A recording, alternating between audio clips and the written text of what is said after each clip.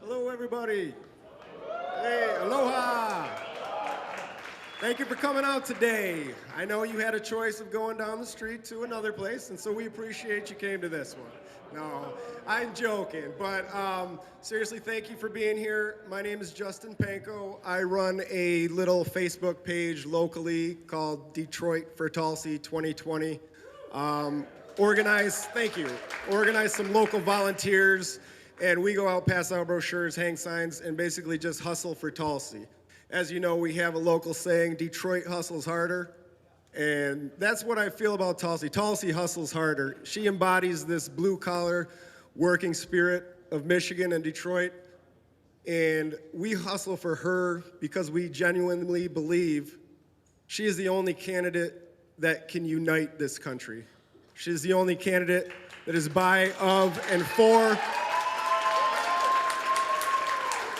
She is the only candidate that is by, of, and for all the people, despite or regardless of party politics. She's the only candidate who's working tirelessly to end these foreign wars, bring that money back home, and pour it into the communities that need it, like Detroit. So, without further ado, I'd like to introduce you to Army Major, combat veteran, Congresswoman, future President Tulsi Gabbard.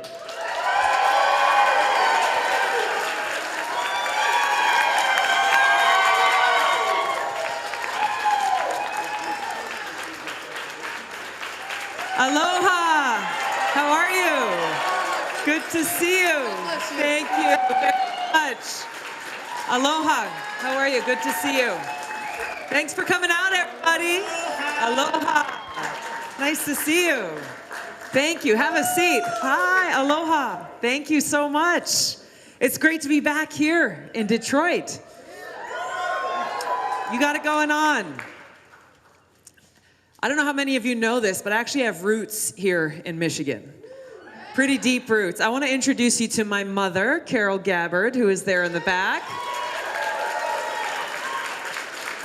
She grew up here in Michigan, Grand Rapids, went to East Grand Rapids High, went to University of Michigan. Before my dad came and swept her off her feet, took her far into the Pacific Ocean to some little island called American Samoa. So she's having a blast being back here. I'm so happy that you're able to be here with us tonight. Thank you so much.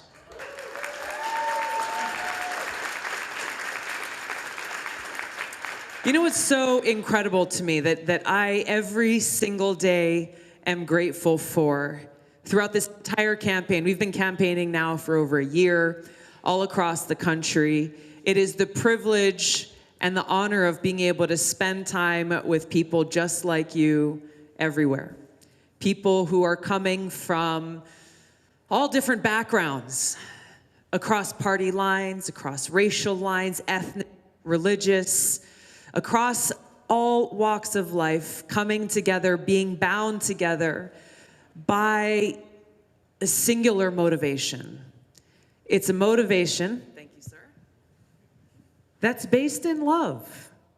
Love of country, love and care for each other, a deep concern for the challenges that we face, the deeply rooted challenges that go beyond the superficial hyper-partisan bickering of the day, but really deeply rooted in recognizing how do we stand together as Americans to solve problems, to solve the problems that are impacting every one of us, our families, our children, our parents, our loved ones. This is what binds us all together. This is what has brought you out here tonight. You could be spending your time tonight doing anything, but you're here because you care. And this is where I draw great hope and inspiration for where we can go together as a country. We recognize how divisive, unfortunately, this current political culture is that we're in, where instead of really focusing on issues, focusing on listening to the voices of people across our country, We have so many of the headlines, so much of the noise on social media, really about pitting one group of people against the other. Whether it's based on political affiliation, who you voted for, who you voted against, where you're from, what your job is, how you worship or if you worship, or even what cable news channel you watch. All of these different things adding fuel to this cancel culture that is really undermining the foundational principles of our country, where for generations we have celebrated freedoms like the freedom of speech.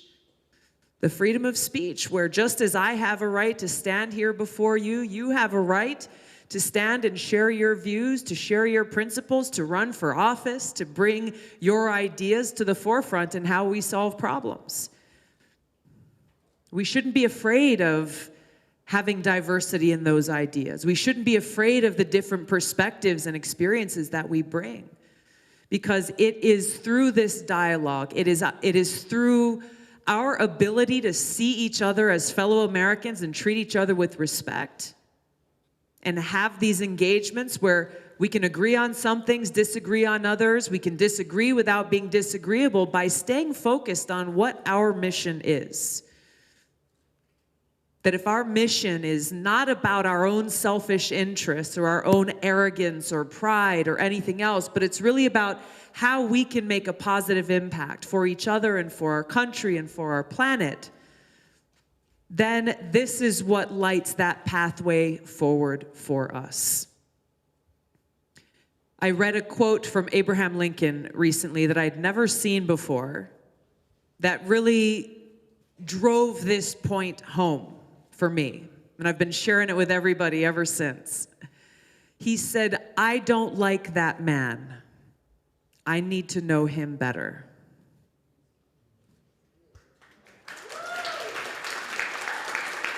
Such a powerful, simple but powerful statement that really tells us how we bridge these divides, because I've been asked over and over and over again, and it's a little heartbreaking every time I'm asked from people who care so much but feel so hopeless, and ask, is it even possible? Is it possible for our country to bridge these divides when we are so torn apart? How do we get to a place where we can treat each other with respect, regardless of whether we're of the same party or another, at a time where people are casting judgment, saying, well, I don't want to talk to you, I don't want to hear your ideas, I don't want to have anything to do with you because you are of the other fill in the blank. Understand how dangerous that is. If this is what we are willing to accept as America, then the truth of that speech Abraham Lincoln gave will come about, that a house divided against itself cannot stand. That will become our reality. And to me, this speaks to the pivotal moment that we have before us, that you have before you in this election, about what choice you'll make, what kind of leadership you want, what kind of future in this country you want, not only for yourselves, but for those who will come after us. What kind of message do you want to send to leaders in Washington, where unfortunately we live in a country where our government is of, by, and for the powerful elite, leaving the rest of us behind? That this vision that our founders had for us, that we would have representatives of the people whose sole mission was serving you, is far from the reality that we are struggling with today. And we can see this evident, not just in looking at the headlines. I don't know about you, but when I'm flipping through the headlines on my phone or flipping through the channels on television, what I see people talking about with the pundits and the talking heads, it is so disconnected from the conversations that I'm having in rooms like this, in small towns, big cities, east, west, north, south, people across this country who are so frustrated because your voices are not breaking through. And it's not for lack of trying. It's because the truth and your voices and the ability and desire for us to come together as Americans, setting differences aside, saying we've got to figure this out. We've got to bring about this change. We've got to solve these problems for each other. It's very telling when we face a situation where the powerful elite in Washington are not even trying to hide the fact that they're afraid of the voices of the people. That out in the open right now, you have a lot of money being spent, a lot of lobbying efforts being made in preparation for the Democratic Convention, saying, well, hey, if voters in this country pick a candidate that the powerful elite don't like, we got a backup plan to overrule the voices of the people. It's not even a secret. It is blatantly being thrown in our faces. So the ball is then in our court. What are we going to do about it? Do we just lie down and be like, well, you guys got the power, we got nothing, and let them roll through? No, absolutely not. Continue to exercise our voices. Yes, through the votes that you cast here today, but don't let it stop there. We have to continue to speak truth to power, to continue to hold leaders accountable, to continue to remind them about the oath that every single member of Congress takes, about the first 3 words in the Constitution that we take that oath to. It doesn't say we the party, or we the powerful, or we the wealthy. It says we the people. We the people. And that means something. That means something. Our founding fathers were very intentional with those first 3 words, we the people. It is a reminder to every single one of us that in those darkest of times where you feel so hopeless, that the power in this democratic republic lies in our hands, that ultimately we the people have the responsibility, the challenge, the opportunity to determine what leaders you want working for you. That power to hire and to fire. That power to hold those leaders accountable if we choose to do so. We the people. These words are a reminder to those leaders who are sent to Washington on your behalf about who they are accountable to.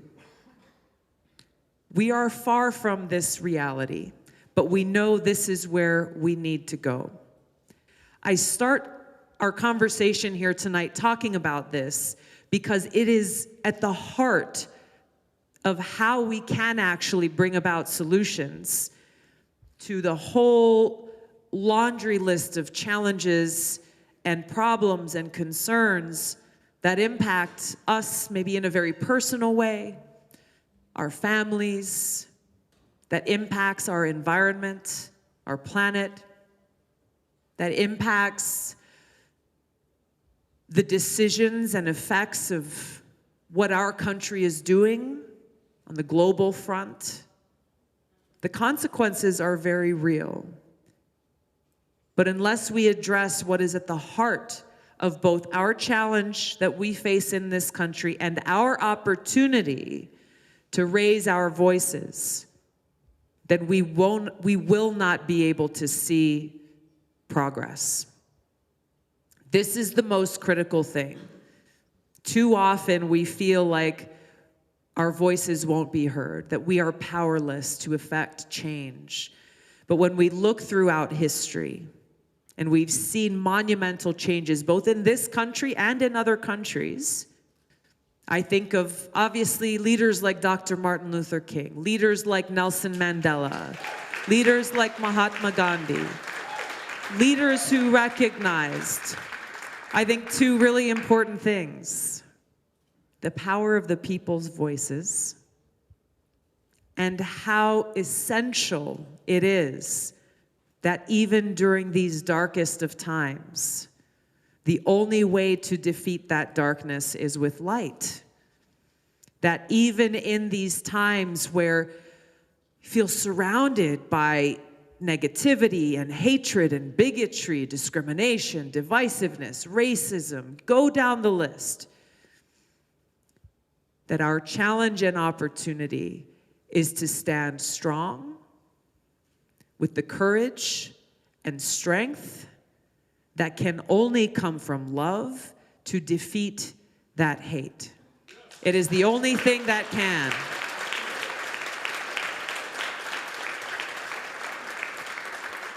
Because love is not weak. Think about people in your own life, those who you love most dearly, whether you're a parent or a child, brother, sister, spouse, partner. Think about those who you love most dearly in your life and the lengths that you would go to fight for them, for their safety, their well-being, their security. Only love can defeat hate. And this love and respect and care that we have for one another, whether we're coming together as total strangers or already coming together as friends, is rooted in this identity of who we are as Americans and what we want our nation to represent. Because this is the truth. Our nation is not defined by one person who occupies the White House. Our nation is defined by us, by the Constitution.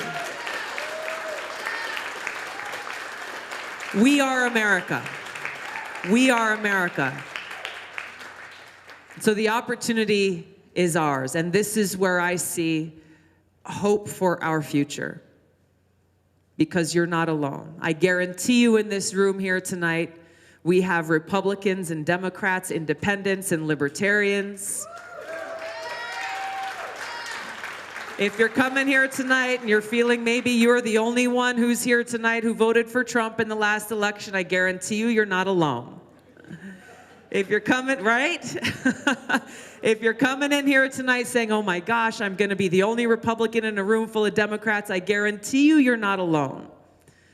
Whether you voted for Bernie or Hillary or Trump or Ron Paul or Gary Johnson, just like we are here tonight, as Americans first, standing together to put country first, there are people gathering all across this country who are doing exactly the same thing. This is how we bridge those divides and heal the divisive wounds in our country and blaze a new path forward for our country that doesn't fit into these conformed boxes that people tell us, you gotta be this or that. Prejudging who we are and what we are capable of. The power is in our hands. The opportunity is ours. We cannot look back. We cannot fail. We have to carry this torch forward, if not for yourself, then for those you love and this country that we hold most dear. Thank you very much, everybody, for being here and standing with me here tonight. Thank you.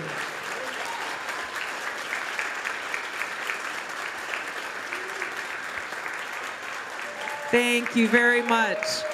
We have a couple of microphones here. I want to kick off our conversation, make the most of the time that we have here tonight. We'll try to keep your questions brief. I'll try to keep my answers brief, and we'll try to get to as many people as possible. We have 3 mics? All right, very good. Yes, ma'am, we'll start with you. Hi. Hi. My question is, going forward, you mentioned it when you were talking about the superdelegates. And for me, that was the saddest part of 2016 for my friends that were truly Democrats. I'm independent. What is the path forward to get past that so that the true vote of the people will matter to the Democratic Party? Thank you. I see two really important ways to address this ongoing challenge. Many of us were raising the alarm bells on this issue post-2016. I think prior to that, myself included, not really realizing how deeply impactful and problematic superdelegates were and how they are continuing to be. So a lot of people ended up running to be delegates and office holders in their local Democratic Party, the National Democratic Party, getting seats on the Rules Committee where those decisions are being made about superdelegates. But it was tough. It was tough. I know some of the people who were serving on the Rules Committee and how much opposition there was to getting rid of superdelegates altogether, because that was the goal. Ultimately, the compromise position that was taken was, well, the first ballot, superdelegates would not be allowed to weigh in, which right now actually does make a difference, because as you're seeing elections happening in different states, I remember back in 2016, I was scratching my head saying, okay, well, you know, if Bernie actually won the popular vote in a certain state, even by a large margin, how is it that on election night he has way less delegates than Hillary Clinton? And it was because immediately they were throwing in the superdelegates who had already committed to her, which, you know, was not an accurate representation of the people who are casting votes in those states. So superdelegates moved to the second ballot. In this environment, it's very much looking to be a brokered convention where there will be no settled nominee on the first ballot, which means superdelegates are preparing to jump in on that second ballot, which is what I'm really concerned about. So the two ways I think that we need to continue to approach this is don't let up on making sure those on the rules committees and so on, because it's not too late. They could change the rules now if they wanted to. I haven't seen moves in that direction, but this is the pressure campaign that can and should be waged to make sure that at the Democratic Convention is the votes and the voices of the people in states all across the country that are respected and heard. I think it's hypocritical to talk about how, well, we want higher voter turnout, we want as many people engaged in this process as possible, unless you don't like what they have to say. That's not what this democracy is supposed to be about. So I would say that both in lobbying directly to those who are in the DNC, who have the ability to make these decisions, as well as just continuing to raise your voices online and however you can, we've got to continue to shine a light on this problem that needs to be solved.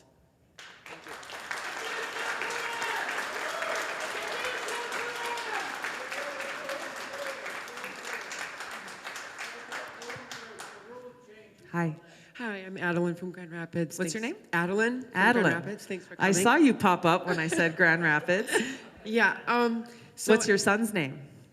Hi. Well, this is not my son. This is my friend. Oh, okay. Sorry. Yes.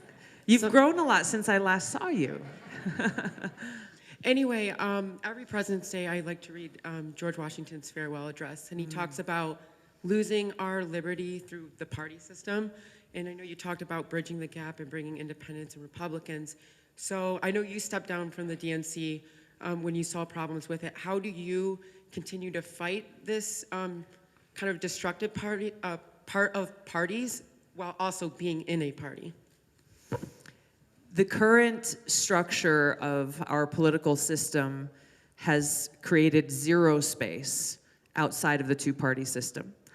I am continuing to work towards bringing about reforms to my party, to the Democratic Party, by running to be the Democratic nominee, number one, where I will be the head of the party and can directly impact making these changes. And number two, by continuing to shine a light on it. Something I get criticized for, saying, well, why are you criticizing Democrats? It's because I want to make sure that we're actually pointing out the problems so we can solve them, and not just throwing our head in the sand and saying, everything's fine, nothing to see here, guys, move on, move on. No.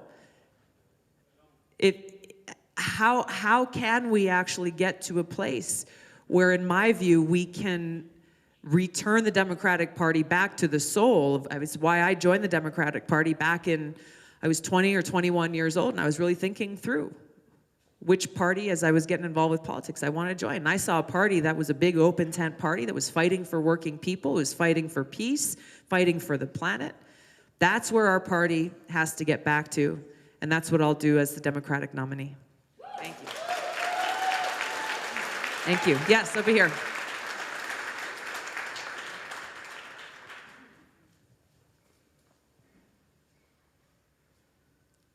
Hi. What's your name?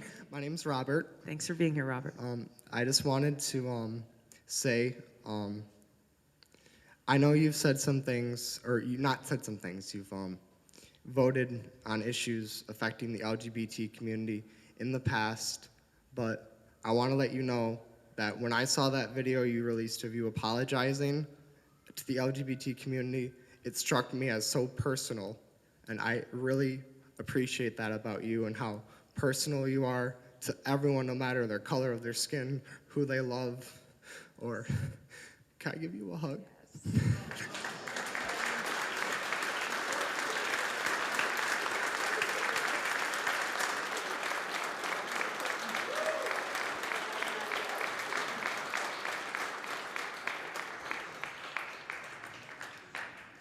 Thank you, Robert. I'm so happy you're here.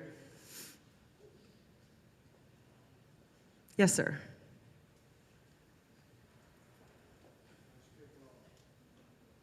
Here you go. Tulsi, if it's too old, let me know. You have tremendous experience. Both you have a rank. There you go. Hold the mic right up. I want everybody to you hear. were in Congress. Is it turned on? Yes, it's on. Okay. We all know that we live in one of the best countries. I wouldn't say the best, but one of the best. But there is room for improvement. You know that. You're talking about it. Now, I have seen the world too. I lived in the world. I have the impression that the United States of America is overstretching itself all over the world, trying to police other countries on other continents. We have 10 aircraft carrier groups floating around the world. We have 173 military bases around the world. It's a lot of resources. For example, I question why, for example, 75 years after the end of World War II, we still have to go to Europe, where Europe is blooming. Let's face it, some of the countries in Europe have better social systems than we have. You know that. What would you, as the president, do different? What would you try to, well, no, you will not be held back by Congress, we know that. But what would you try to do? How would you go about it? Did you get my question? I'm sorry. I did. I got you. I just want to make sure everybody else heard you. I got you. Thank you. Thank you. This is central to why I'm running for president. You said yes, we have to deal with Congress on a number of different issues, but the Constitution provides the responsibility to lead and set foreign policy in the hands of the President and Commander-in-Chief. The Constitution provides Congress with the responsibility of deciding whether or not to declare war. But as President and Commander-in-Chief, I bring the experience that I have of both serving as a soldier myself now for almost 17 years, my 2 deployments,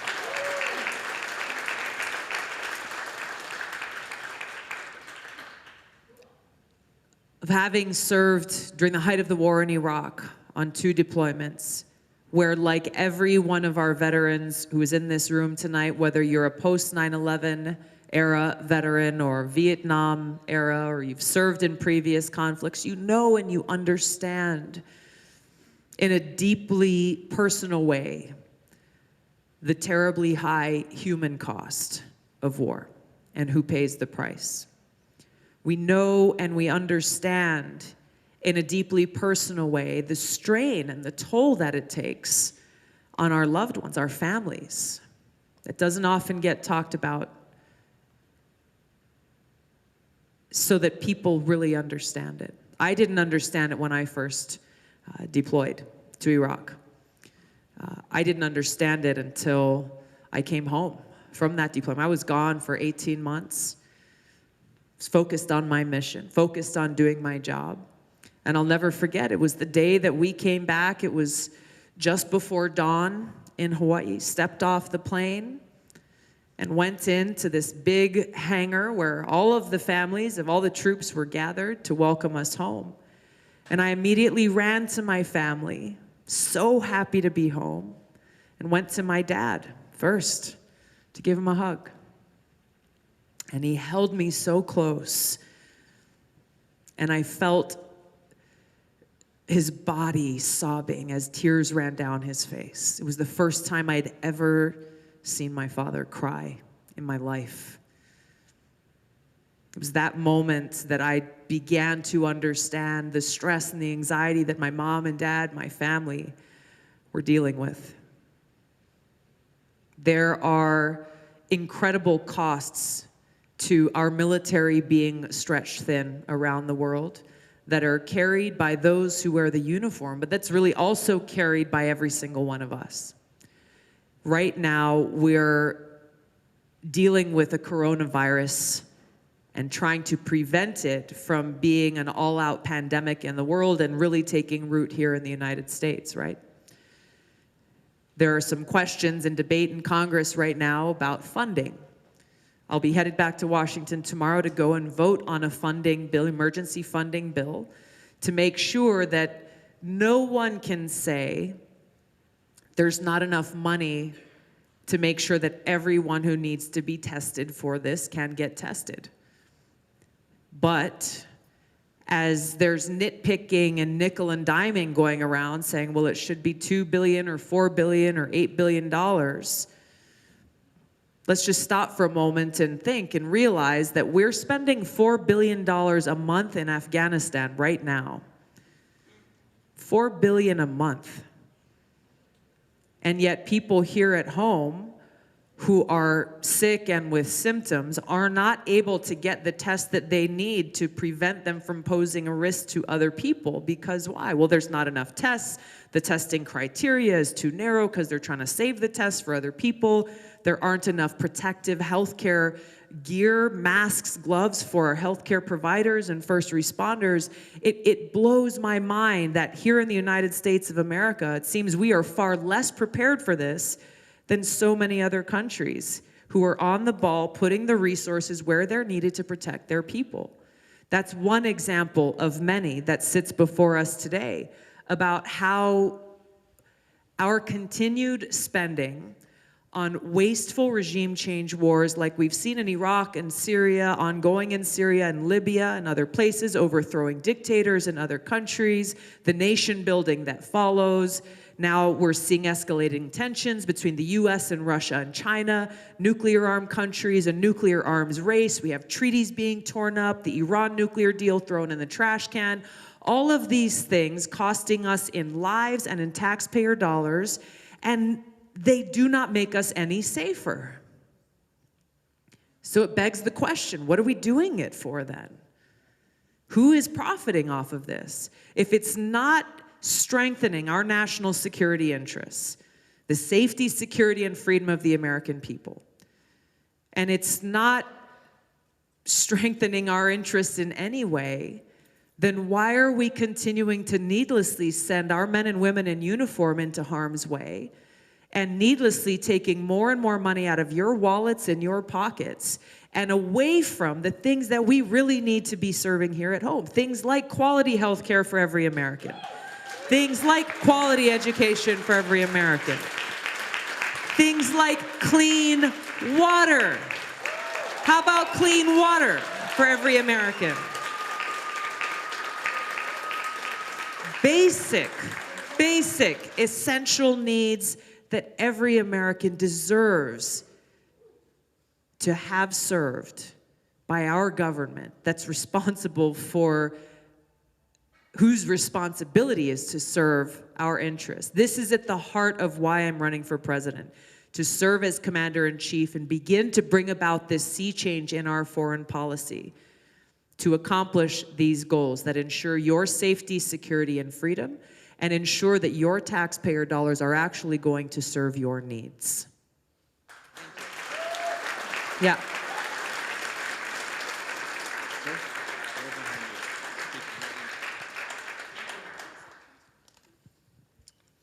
Hi, ma'am. Thank you for being here. Nice to see you.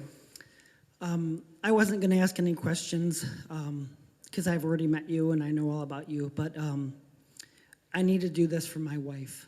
As you know, I'm a disabled veteran with invisible injuries. Actually, they're not invisible injuries. my wife tells me that, you know, I get the VA here in Wyoming, where I live in the Battle Creek. They've been really good to me and taking care of me and stuff. But since I returned in 2009, I have literally put my wife and my children through hell. I have.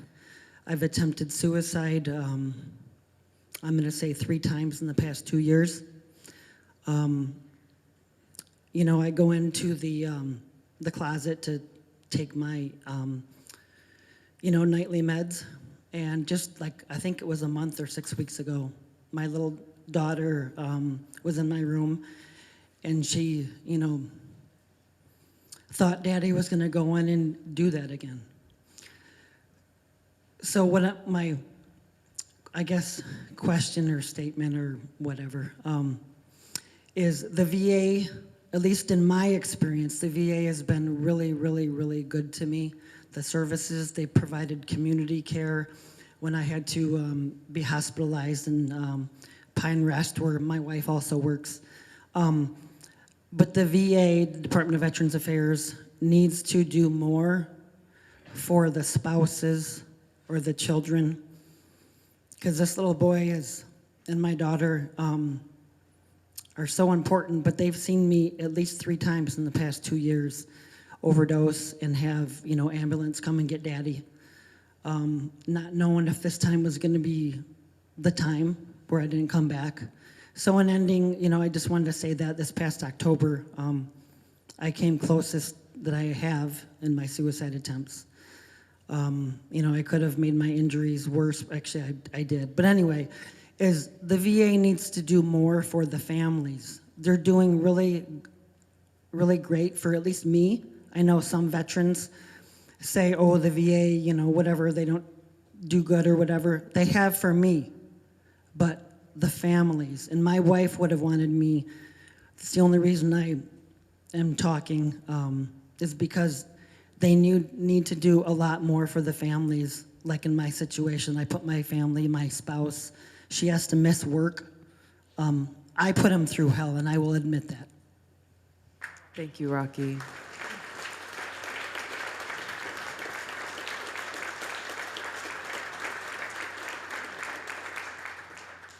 Thank you for having the strength and the courage to share that with all of us here today, you and your son both, because you know that you are not only speaking for yourselves or for your wife and your daughter and your son, but you're speaking for a lot of folks who may not feel comfortable standing up and grabbing the microphone and sharing the troubles and hardships that they and their loved ones are going through. The mission of our VA is to care for those who have borne the battle. And that is not limited to the ones who wore the uniform. When one person serves, the whole family serves. And that mandate, that mission does not end when you lay the uniform down and you transition back into civilian life as a veteran. That promise that our nation has made to care for, to honor, to serve those who are willing to sacrifice all in service must continue. I'm happy to hear that you're satisfied with the care that you're getting from your VA. But you're right, there's a lot of folks who are being left behind. I have met more than I would hope to, who have come to our town halls, come to gatherings large and small, and we end up crying in each other's arms because that burden is so great. And it's often coupled with a sense of purposelessness and hopelessness and wondering, how do I get my life back?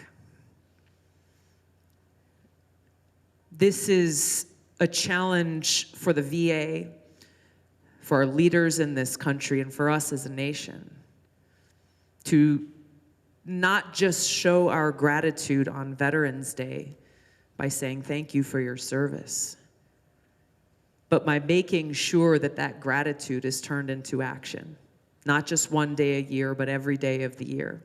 And you might question how. If you're not a member of Congress and you're not able to introduce legislation, you're not able to directly impact the VA. These are issues that we've been working on throughout my time in Congress. There are choices and actions that we can make, maybe in our everyday lives. There is unfortunately still a stigma around veterans who come home that they're broken somehow. That we want to thank you for your service, but maybe do it from a little bit far away because you've been through a bunch of stuff that we don't understand and we don't know how it's affected you. When really veterans who are coming home have rare experience in how to lead, how to make decisions under pressure, how to work as a member of a team. And I think the most important quality is having made that decision already to commit your life to service. And I know you are doing that still, Rocky, even with the challenges that you have. You are finding every way possible to make a positive impact for others, stepping outside of your comfort zone, stepping outside of your safe space in your home with your family to be able to make that positive impact on others. By expressing this appreciation in our country, we can start to shift the culture around making sure that those who come home are truly supported and making sure that our leaders are turning that into action. This is bigger than just throwing more money at the VA. It's about getting through and breaking through the bureaucracy and the red tape to make sure that every veteran and their families, when you go in to the VA, that you are treated with the 5-star service that you deserve and that no veteran is left behind. No veteran is left behind.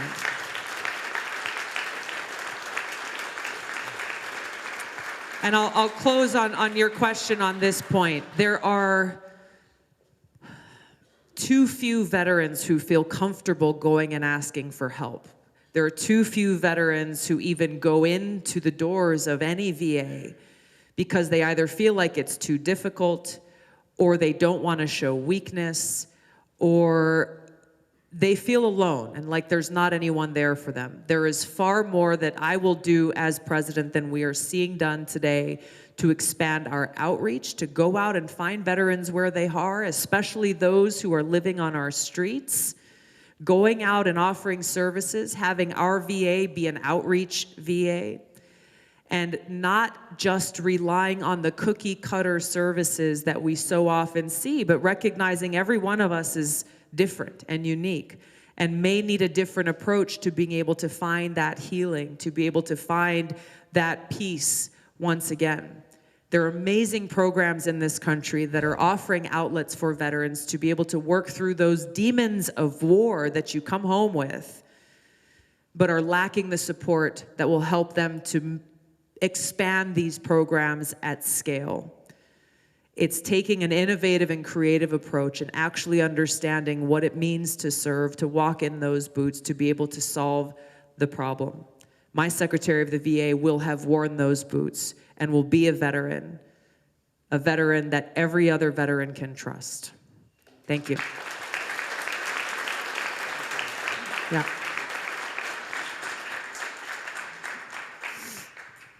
Hi, Tulsi. Hi. Thanks for coming. Thank you. Just a question on media coverage on you, which has been appalling, frankly. I think it was just last night we were...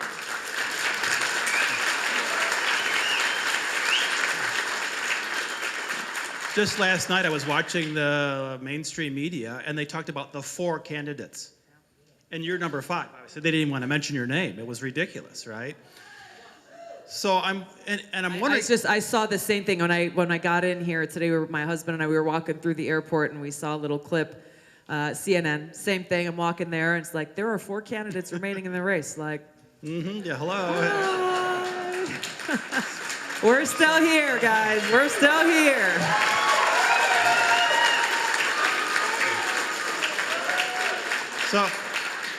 So I guess the question is, what's driving this, right? Because something's behind this process where they're really blocking you out. They don't want to talk to you. They don't want to hear your positions. They don't want to invite you on. They don't want to talk to you about it at all. And I don't think it can't be an individual news anchor's decision, right? This has to come from the top of the media corporations. So who are these media CEOs that are behind these decisions, strategic decisions, to make sure they don't talk about you or your positions? Who are these people, and what can we do about that? This is a really important question. You can look up the names of the people who run these cable news networks and national news networks. But you're right. It's not just one rogue anchor that's doing their own thing. I have had the opportunity to have one nationally televised town hall throughout this entire campaign.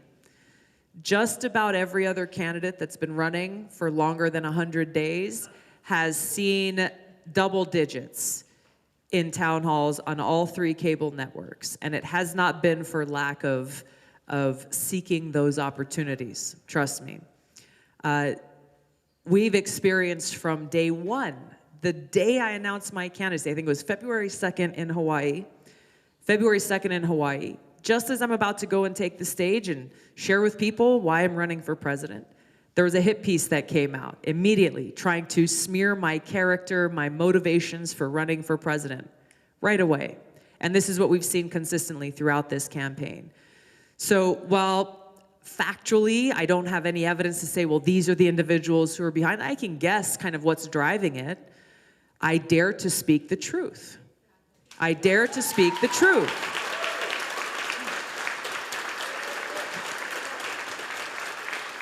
I've been told before by some of these anchors in different news channels over the last several years, they're like, Tulsi, whenever we have you on our show, we know you're never gonna follow the talking points. We never know what you're gonna say. Always bringing a different perspective or a different angle on whatever the issue that's being discussed. A lot of people are afraid of the truth, afraid of shining the light on different issues that don't follow the narrative, that threaten the coziness of the relationships between the powerful elite in the parties, between the powerful elite in the media, between the powerful elite in the warmongering foreign policy establishment. And once you start shining a light,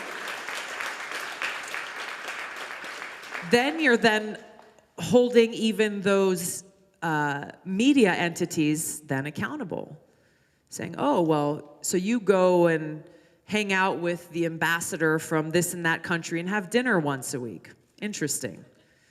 Or the ties and the relationships, the kind of you scratch my back, I'll scratch yours between those in the media and those in the intelligence community, to be able to share only the information that they want you to see, but not the information that gives you the whole picture or the truth. Daring to speak the truth is my crime, and I have no regrets for it.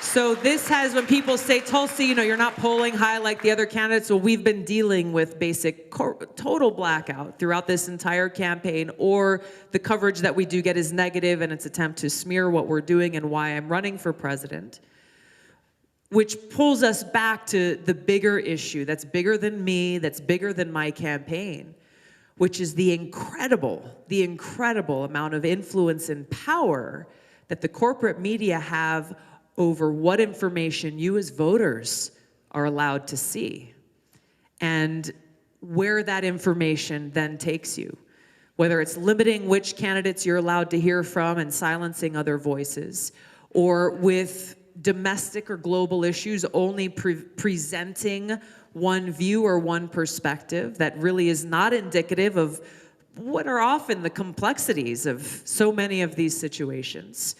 Not telling you the truth about the influence that industries like big pharma and big insurance have on the lawmakers who are writing laws that benefit their bottom line and hurting and killing sick people in this country. These are the stories that they should be covering every single day. But instead, and I've seen it myself, you have this coziness of those who thrive off of their power in Washington, that feeds off one another. And if there's too much truth and too much involvement by people in our country, once they see the truth, they're like, whoa, that ain't right. We got to fix that. You see them, all right, you gotta, tighten down the hatches. So this is a much bigger issue now, where I think we're seeing more and more in this presidential campaign as well, that unless you're a billionaire and you can afford to dump unlimited amounts of money to get your message out there, or you are part of the corporate media cozy family, it's very challenging. It's very challenging. So there are, I think, a lot of different things that we as a democracy, as a society, need to continue to point out and continue to try to address through whether it's campaign finance reform, passing, I've introduced legislation called the Reinstate the Fairness Doctrine Act, so we can retake our public airwaves and make sure you're getting fair information. And continuing to fight for fairness, for reinstating net neutrality, so that if you're not interested in watching television, that you know that you can go online and you can have access to new media, alternative media, those who really are presenting you with the information and the truth that can best help inform every one of your decisions as individuals. Thank you. Yes, ma'am. Right here. Hi, I'm Eva. Hi, Eva. I am an educator. My biggest thing is the social emotional learning of our kids and how we can deal with the major suicide rate, especially in middle school. I teach 7th grade, and it's a huge epidemic right now. We're constantly working with kids to talk about social emotional learning. And the fact that we don't have enough teachers, we can't keep teachers, so you're having long-term subs that aren't certified, who don't know how to deal with kids, who don't know the kids. It's a huge problem. So how can we help our kids and our teachers? Can I ask you a quick question? Sure. What is the biggest thing that you're seeing just in your school or your circles of teachers that is causing teachers to either stop teaching or preventing others from coming in? Oh, where do you start? Huge class sizes. I see 153 students every single day. Wow. The lack of substitutes, so that we're on our prep time where we're trying to prep with other teachers and collaborate, we are subbing. The fact that we don't have enough counselors or ancillary staff to kind of help support us for co-teaching, for our special ed kids, for our learning disabled kids. Like, we have so many kids in our classrooms that one teacher and 36 kids is just not enough. No. And teachers are getting burned out really quick. I'm in year 4. I'm in for the long haul, but I already know 3 of my colleagues that graduated with me have left the profession already. Wow. So that's the big thing, I think. Thank you. Yep. Thank you, Evan. Thank you for being in it for the long haul and choosing to teach. I think this is one of those things that we often hear rhetoric coming from politicians giving fancy speeches saying our kids are our future. Well, if that's true, we must not give a shit about our future, right? Unfortunately, because actions speak louder than words. That for so long, I mean, what you're dealing with now here today is not just something new that's come about this year or last year or the year before. That ultimately, the dedicating of the necessary resources to make sure that our kids are able to get a good quality education in our schools, no matter what zip code they happen to be born in, is still seemingly an impossible dream. That means it's not only a resource problem, but it's a leadership problem of backing up those words with action. In my administration, I would start with the very first essential step of making sure that my Secretary of Education has been a teacher. Yeah. Why this even needs to be said is mind-blowing, but I can understand how critical it is even just through, I served in the state house in Hawaii, I later served in the city council and now in Congress. This is my 8th year there, but in each of these experiences, I've seen in the work that I've done with teachers in my home state of Hawaii, how the decisions being made at the highest levels in our government, whether by elected officials or political appointees, even with the best of intentions, so often, I would say more often than not, see unintended negative consequences because they just don't have any idea what you are dealing with every single day. That as politicians in Congress are making decisions about resources, where do we authorize those funds to go to? Those decisions are being made within a vacuum without the input from teachers who are on the front lines, whether in big cities or in small towns, saying, this is where we need the most help. This is by approaching this from this perspective, not only with the Secretary of Education, but I would form a National Council of Teachers to help inform those policies that are being made in Washington, to best empower teachers to do what you do best. And this is the incredible thing, and whenever I meet teachers, I always just say thank you. I went in one day to a high school in my district in Hawaii, and they let me teach 2 periods of a history class. 2 periods. I left with a whole new level of respect for those who choose this profession, because you don't get paid very much.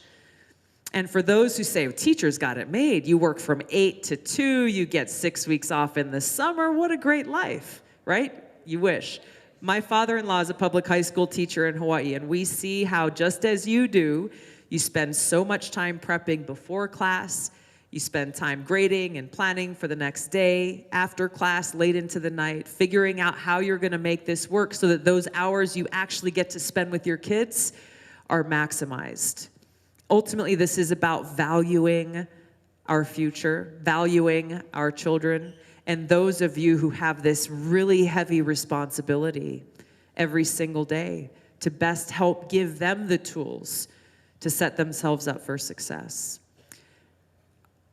The point that you started out with about social and emotional learning.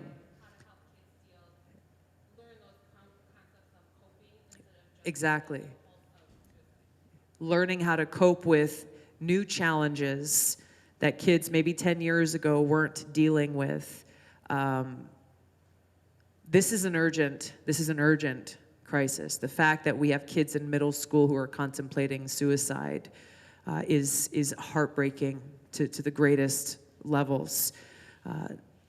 We have to put our money where our mouth is. If we care about our kids, we care about our families and our communities, we have to do what is necessary to attract those professionals back into this profession, those who care for our kids so they can best help them at this foundational moment in their lives. And not just by doing so and saying, we're here, we're gonna give you some more drugs to numb the pain, but actually to be able to help them get to a place of peace and healing. Ladies and gentlemen, we have time for one more question. Yes, ma'am. This, right here. Yep. Oh. Thank you. Did you have a question or did he? Yeah. She's deferring. Okay.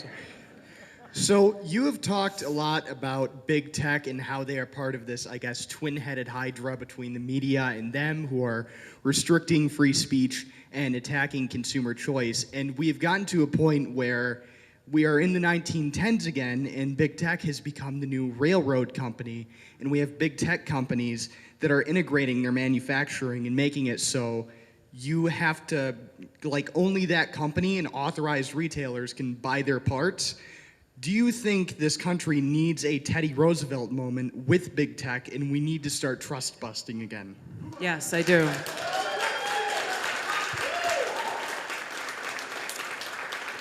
I do. I feel strongly about this. This is, when we talk about a Washington that is ruled by the powerful elite, these big tech monopolies, and there are only a very, very small number of them, are at the core of what needs to change on so many levels. But yes, it begins with updating our antitrust laws so that they actually do apply to big tech. It's about increasing understanding and awareness in Washington of what these big tech companies are all about, so that we can make sure that our laws are protecting the consumers and making sure that we are opening up our, maybe opening up's not the right word, by making sure that the internet, which is supposed to be this universal equalizer, actually provides that equal opportunity for the startup journalist, or for the single mom who's at home starting her own online small business, or for someone who's starting their own YouTube channel talking about whatever they want to talk about. We got a lot of work to do in this area, and there's not just the antitrust laws that have to be addressed. The Article 230 laws have to be reformed. These are things that I'm working on legislation right now to do so that big tech monopolies who are picking and choosing whose voices they want to be heard on their platforms are treated with the same liability laws as any other publisher in this country are, since that's essentially what they're doing.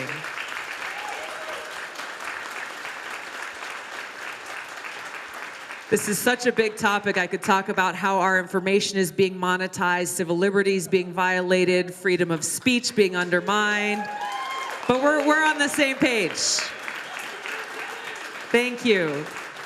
Thank you so much, everybody. I'm sorry we are running out of time here tonight.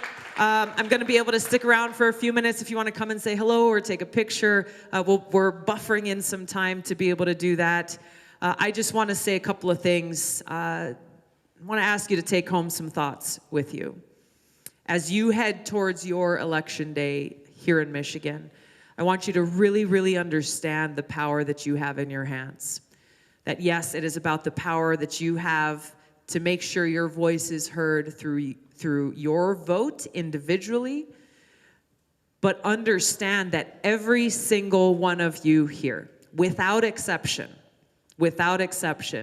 you have a sphere of influence that you can bring with you to make this change. If you have 5 people on your contact list in your phone, which I guarantee you most of you have hundreds of people in there. If you have Facebook friends, if you're on Twitter, if you have a job and you go to work, there's people who you work with. If you're a student, you're going to school, you have people that you're seeing every single day, family members, friends. I hope that you walk away here tonight thinking not only about how you will cast your vote, but how you can do more. Because this time requires every one of us to do more. The obstacles are great. We've talked about some of them before us. Those who are fighting against the voices of the people have a lot of weapons and tools in their arsenal. But none of them can withstand the raw, awesome power of the voices of the people. That is on us.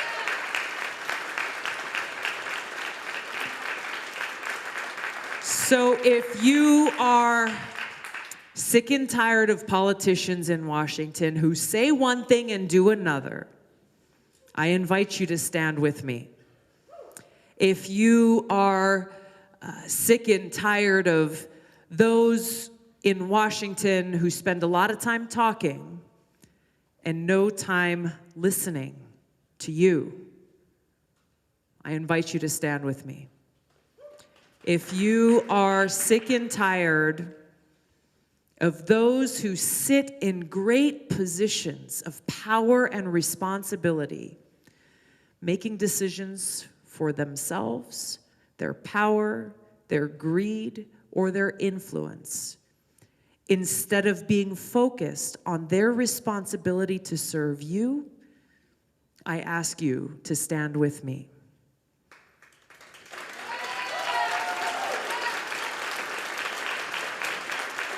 And if you are sick and tired of seeing our men and women in uniform coming home in coffins, and others with wounds both visible and invisible, wondering what they're fighting for, I invite you to stand with me.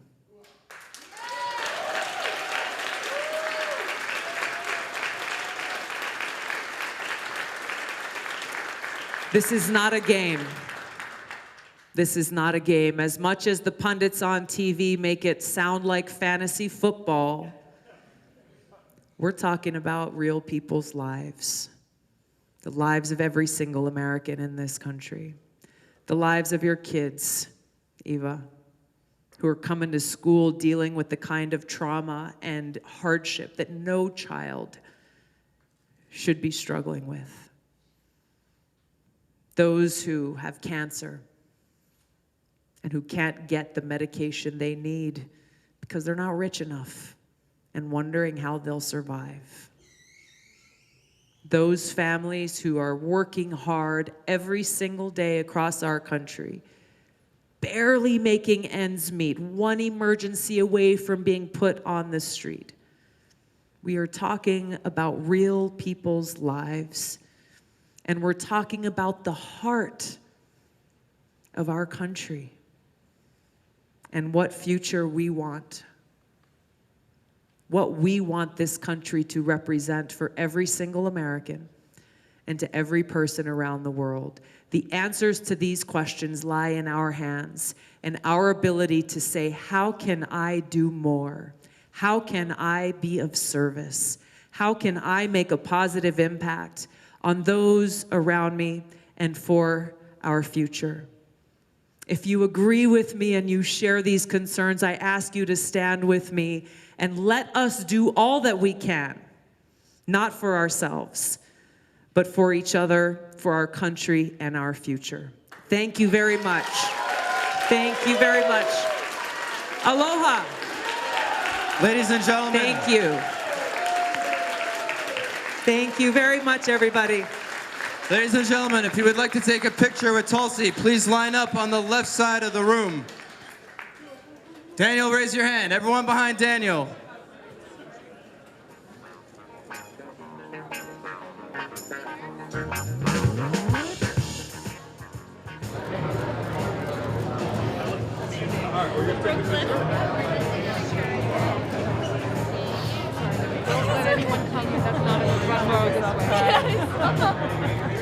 You want to take a picture? All right, this is my sister V. She can take a picture for us.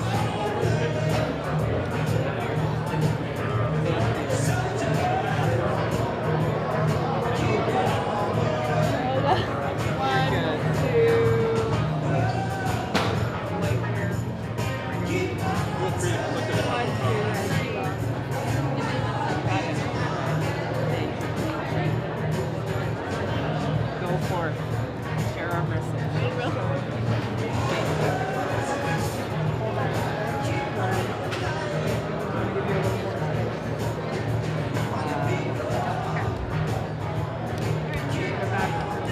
Thank you so much for coming out and taking the time. Really Thank you appreciate it. very much. I appreciate what you stand for. Thanks for standing with me. 1, 2.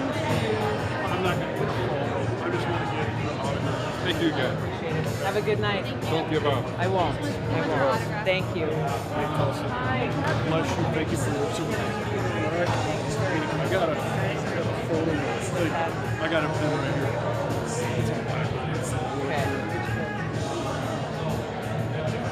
No, it's beautiful. Hey, thank you very much. It was a pleasure to meet you. All right, thank you. Yep. Bye. Oop, excuse me. Am I covering public speaking? Speaking from my heart. Ladies and gentlemen, just a reminder, we're going to line up on the left and we're going to exit on the right, so please keep that clear. Thank you. Thanks for coming out and giving us a warm welcome here tonight. Can you sign this little thing right here? Good luck with everything. Can I get a quick Yeah, photo? sure. 1, 2. Got it. Thank you so much. Thank you. Have a Pass good on. one. Thank Thanks. Major Gabbard, Hi. Staff Sergeant Antler, 14 years military police. Thank you for your Very service. much. Indeed. I got a big scar over here. Can I get my shot on that side? Absolutely. Thank you Step very much. right up. Beautiful. Thank you very much. Thank you very much. Have a good night. Thank you. Thank you. Pleasure to meet you. What's your name? Joseph. Nice to meet you, Joseph. Thank you so much for coming tonight. Appreciate it. How are you doing? I'm doing Thanks great. for coming out. Oh, no, I wouldn't have missed appreciate it. you. I love you. You're great. Alright. Thank you very much. Good luck. Have a good night. Democrats screwing over. Please. Not gonna happen this year. No? No. All right. Thank you though. Appreciate it. Hi. What's your name? Laura. Nice to meet you, Laura. 1, 2. Sandy, you're right at the back. There you go. Alright. Got everybody in your shadow. 1, 2, 3. Thank you very much. I wanted to give me a pen. I start getting it. Give me a pen. How you doing? What's your name? Elliot. Thanks for being here. I appreciate it. Photographers can go on the side if you want to. No. I didn't think you were. I just didn't hear you. 1, 2. I think I was mid-thought and I was on a roll, so it's a process. Thanks for being here. I really appreciate it. I'm glad that you're here. Me too. Glad you're here. Can you sign this over here? I got your map over there. Awesome. Sorry. I'd like to thank you. I'd like to get a picture with you. Sure. If you can go into where my camera is and enlarge it so you get it. Okay, here we go. 1, 2, 3. And then, can I say something too? I'm glad that your life, the third trimester upward, God bless you, it's a very courageous stand because Oh, yeah, a no, long time it's it nice to hasn't have been in the someone else, Democrat yeah. Party. They're There's those of us really who've good been at wanting to vote for some Democrats and we've been excluded. And I know it's hard. Glad to have your support. Yes. We don't have too much time. And I just want to encourage you, and I just want to encourage you too, because I know it's one of the divisive issues. And so I just want to encourage you to, yeah, because I know it's not easy. I know there are. I know. God bless you. I'm so blessed to meet you. I really am. I'm so glad you're here. Thank you. Yeah, I'm glad you're Congresswoman. in Detroit. Me too. Yeah. You were on fire tonight. I saw you in LA with Jimmy Deutsch, with my daughter, and I have to say, you are getting super presidential. Great job. It's invigorating. Good. I'll follow everywhere. Good. That's good. Thank you.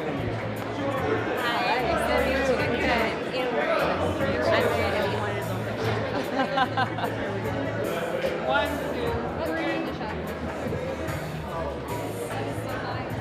You weren't in LA last time. I lived in LA, but I didn't get to go. Oh, Yeah, okay. we moved here now. But Well, I'm wonderful glad you to could meet come tonight. Thank you. Yes, go ahead. Nice to meet you. Ruth, thanks for being here. I'm so happy to be here.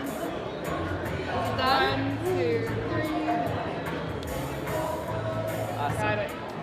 I love you. I know you're short on time, but I love you. Thank you. Yeah, how's it going? Gabriel. Nice to meet you. Nice to meet you. I'm going to do a selfie. All right. What's up? Awesome. Cool. Thank you. Well done. How are you? How are you? Good. What's your name? Robert Chesney. Thanks for coming, Robert. 1, 2, 3.